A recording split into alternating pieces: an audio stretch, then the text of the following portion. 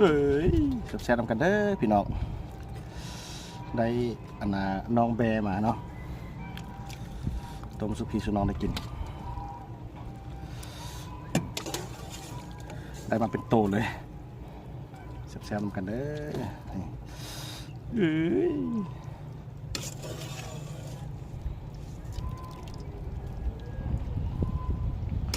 เป็นผ่าเน้นๆเลยเนาะที่กินหมดบ่เนาะนี่คนเดียว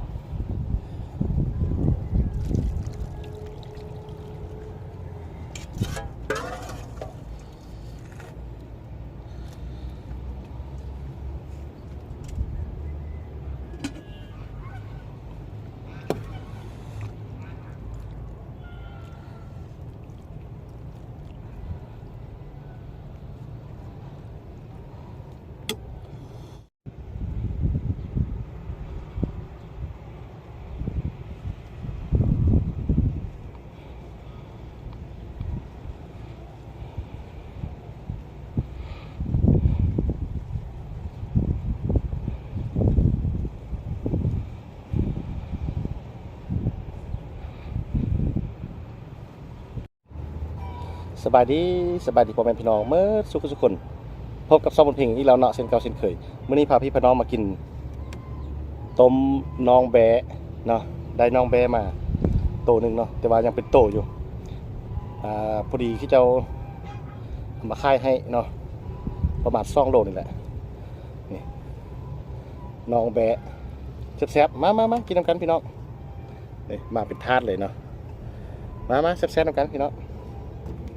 กินคนเดียวคือเก่ากินข้าวแรงเนาะเนี่ยผักกับเห่ามักมะละคือเก่าเนาะลอยออกไปเลย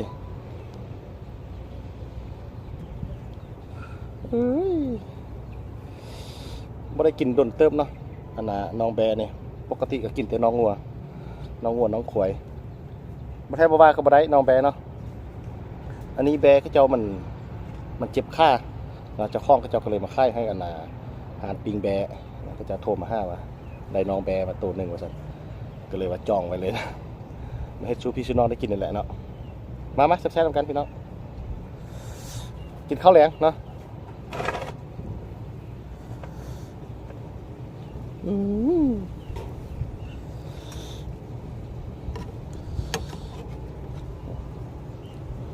มาเป็นโตเลยเนี่ยตัวน้อยมันเนาะแล้วมันก็คือไกลสิเกิดแล้วแหละแต่ว่าพอดีมันเจ็บข้าเจ้าข้องก็จะมาไข่ให้อาหารปิงแบก็จะเนาะอย่าบ่ต้องดราม่ากันเด้อทุกคนเด้อเนาะเนี่ยเครื่องในมาเป็นโตเลยเนาะมาแซ่บๆกันไม่ได้กินดนแล้วเนาะ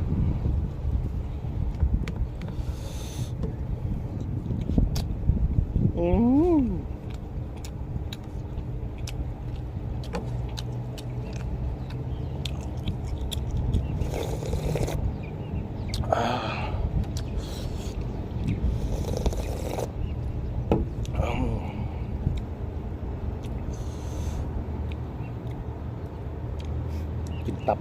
มีตับในท้อง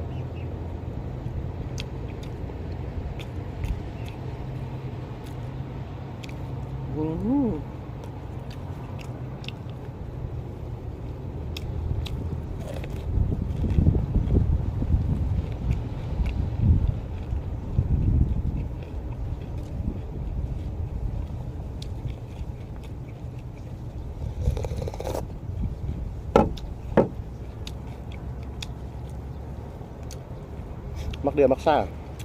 จะน้อยเนาะก็คือข้องหัวข้องขวายว่าแบมันตัวน้อยเนี่ย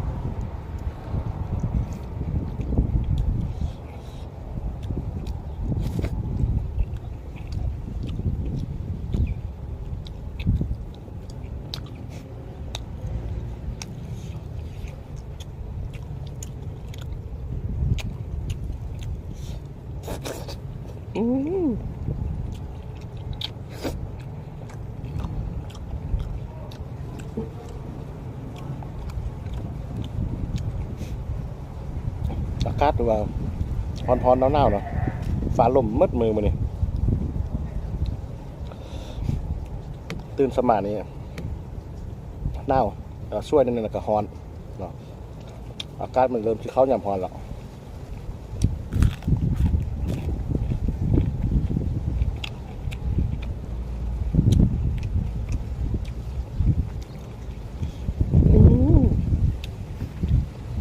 อันนี้บ่เป็นน้องแบะเลยนะลูกแบะ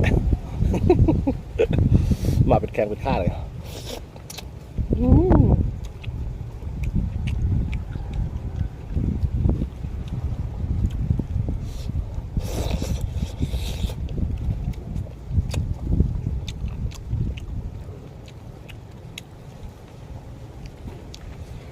เฮ้ยหัวต้มเปื่อยไวขนาดนิดเดียวประมาณ30 นาทีก็เปื่อยแล้วมันเป็นแบะน้อยเลย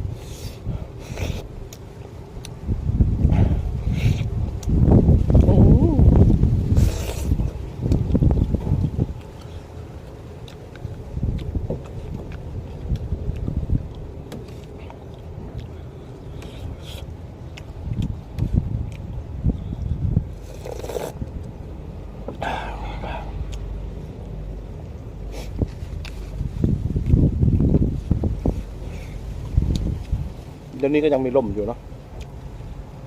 ลมแห้งขนาดนี้เลย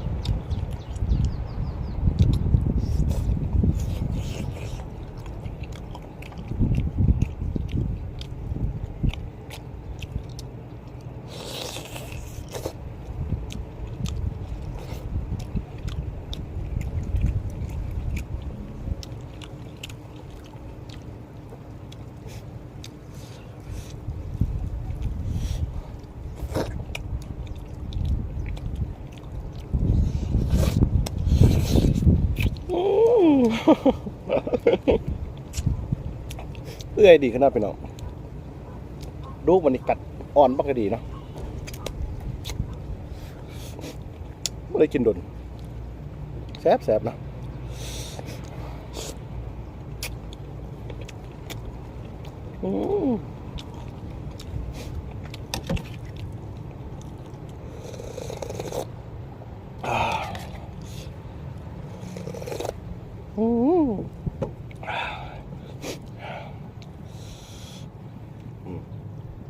ใส่อ่อนใส่เพียมโอ้คมๆเลยนี่นี่นะครับนะ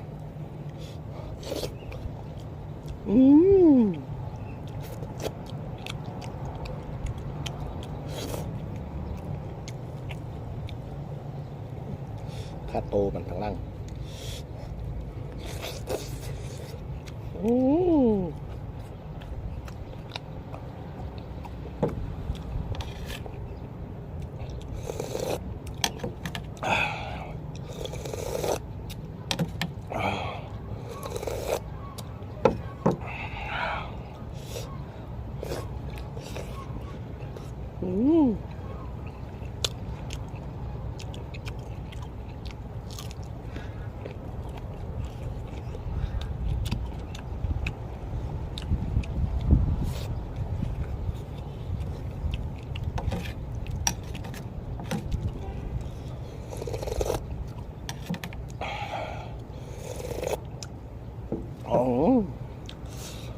ต้องก็โทษข้ออภัยเด้อนะเพราะว่าเงินของติดแคมทางไงได้ยินเสียงรถผ่านไปผ่านมาเนาะ รบกวนนิดนึงเนาะ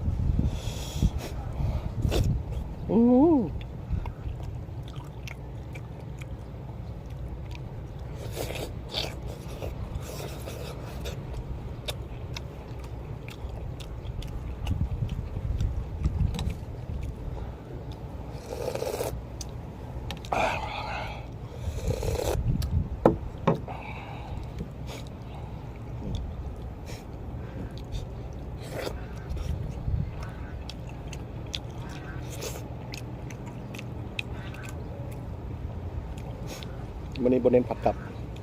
เน้นแต่ชีนเนาะ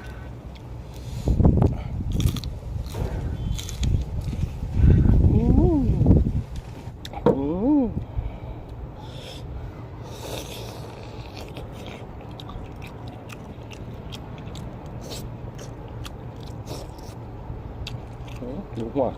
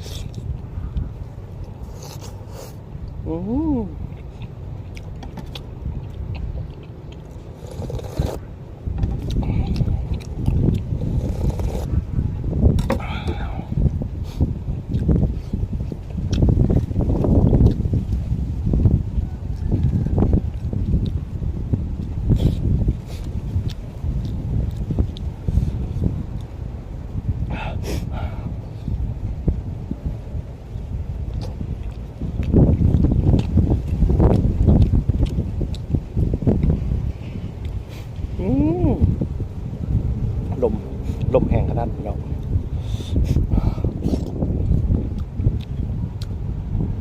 จุ่มซอกซ้ำมือนี่เบิ่งส่งฝนคือสิตกเนาะตกหำร้อมะม่วงเนี่ย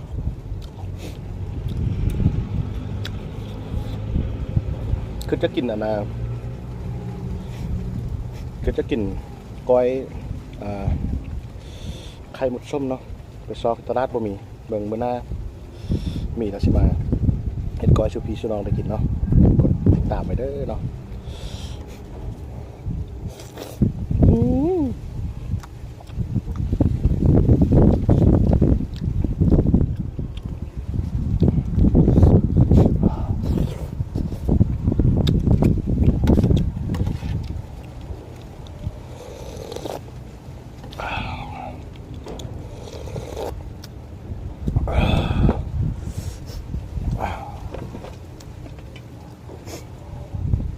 เกือบบ่หมดเนาะ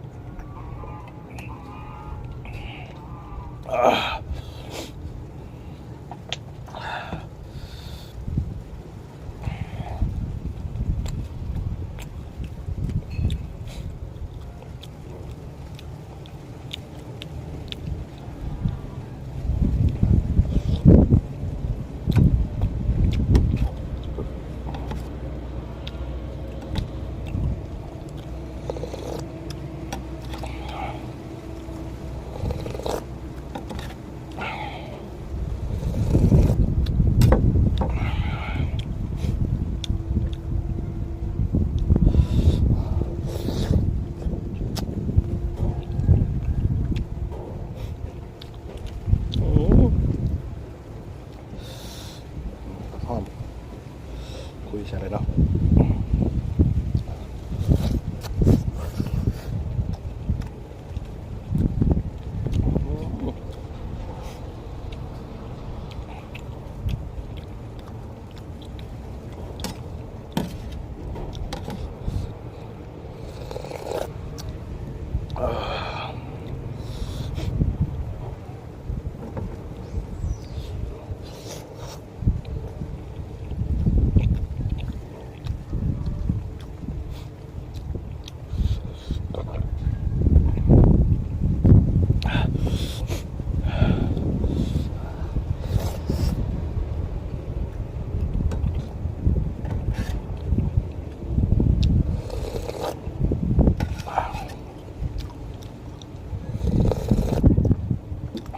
ม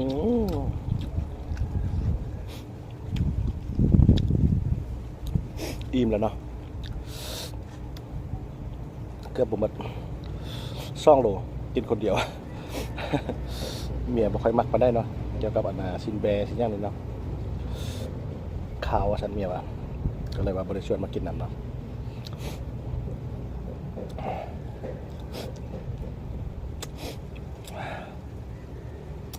ลมแห้งขนาดเบิ่ง2-3มื้อนี้ฝนคือสิตกเนาะเบิ่งมื้ออื่นมื้อหื้อสิไปซอกกันนะไข่หมดส้มเนาะมาเฮ็ดกอยกินคืออยากกินอยู่สิมาเฮ็ดสู่พี่สู่น้องได้กินเด้อเนาะ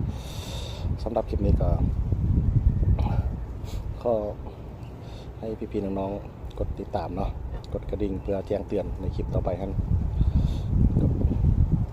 เพราะว่าคลิปต่อไปหั่นสิเฮ็ดหยังสู่พี่สู่น้องได้กินก็กดติดตามเอาไว้เด้อเนาะสำหรับคลิปนี้ต้องก็ลาไปก่อนเนาะก็ขอบใจเด้อเนาะสำหรับการติดตามรับชม